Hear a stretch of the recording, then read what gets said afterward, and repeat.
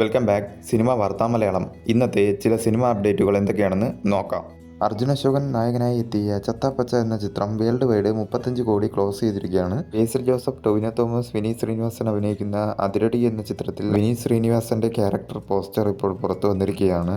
May 14-ലാണ് ചിത്രം തിയേറ്ററിൽ release ചെയ്യുന്നത്. ജയറാം നായകനായ ജി പ്രജിത്ത് സംവിധാനം ചെയ്യുന്ന ആശകൾ 1000 എന്ന ചിത്രത്തിൻ്റെ സെൻസറിങ് കഴിഞ്ഞിരിക്കുകയാണ്. ചിത്രത്തിന് യു സർട്ടിഫിക്കറ്റാണ് കിട്ടിയിരിക്കുന്നത്. ഫെബ്രുവരി 6-നാണ് ചിത്രം തിയേറ്ററുകളിലേക്ക് റിലീസ് ചെയ്യുന്നത്.